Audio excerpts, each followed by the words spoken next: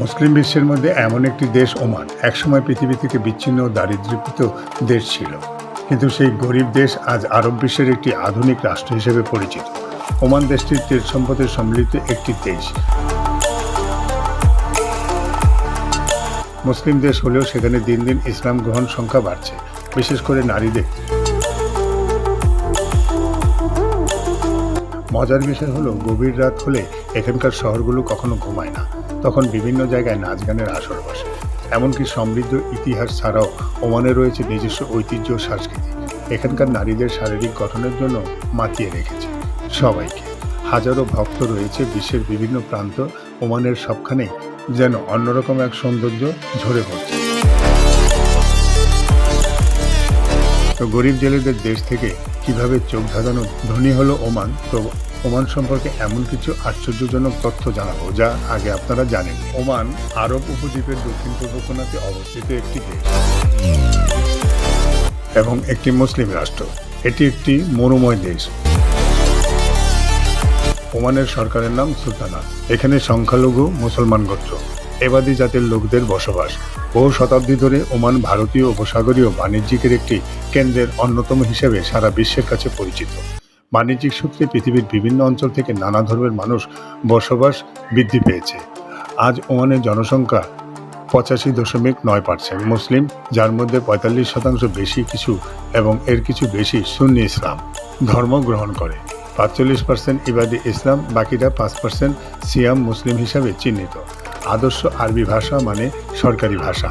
আনুষ্ঠানিক ও সরকারি কর্মকাণ্ডের অর্থ ও লিখিত ভাষা হিসেবে আদর্শ আরবি ভাষা ব্যবহার করা হয়। ওমানে দিন দিন বাড়ছে ইসলাম ধর্ম গ্রহণের সংখ্যা। খবরটি উঠে এসেছে বিশ্ব মিডিয়ার শুধুমাত্র 2018 সালের জানুয়ারি থেকে মে মাস পর্যন্ত। ওমানের বসবাসকারী বিভিন্ন দেশে প্রায় 3000 প্রবাসী নাগরিক ইসলাম ধর্ম গ্রহণ করে। ওমানের ওয়াফা ও ধর্মীয় বিষয় মন্ত্রণালয় এই তথ্য জানিয়েছে।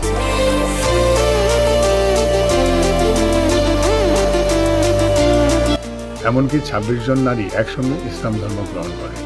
দেশটির আয়তন 3,95,000 বর্গ কিলোমিটার। এখানকার নারীরা মিষ্টি সুন্দর হাসি দিয়ে যে কারো মন জয় করে নিতে পারে। শারীরিক গঠন সবকিছু মিলিয়ে উঠে এসেছে বিশ্বের অন্যতম সুন্দরী নারী হিসেবে। হাসি দিয়ে মাতিয়ে রেখেছে সবাইকে। হাজারো ভক্ত রয়েছে বিশ্বের বিভিন্ন প্রান্তে।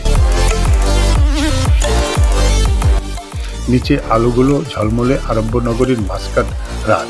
গভীর হলে ওর মাস্কাট কখনো ঘুমায় না। একদা মৎস্যজীবী আর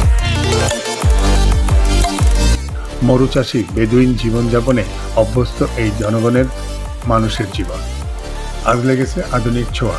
তবে শত আধুনিকতার ছোঁয়া চাপেও তারা ভুলে যায়নি তাদের ঐতিহ্যবাহী পোশাক কেন্দ্র। মাস্কাটের সুলতান কাগজ গ্র্যান্ড মসজিদ ওমানের সবচেয়ে বড় মসজিদ। মসজিদটি 1995 সালে নির্মাণ শুরু করে এবং 4 মে 2021 সালে উদ্বোধন করা হয়।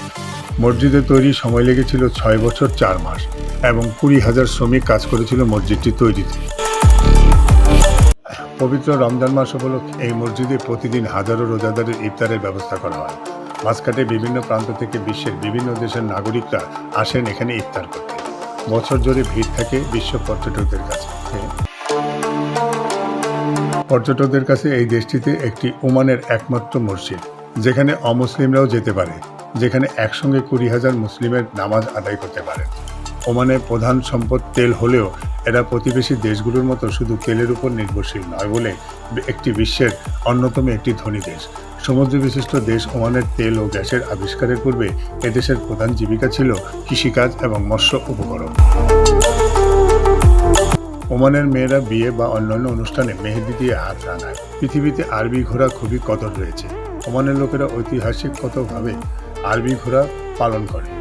এদেশের ছেলেরা সাধারণত সাদা জুব্বা পরে আর মেয়েরা সাধারণত পোশাকের সঙ্গে হিজাব পরিধান করে।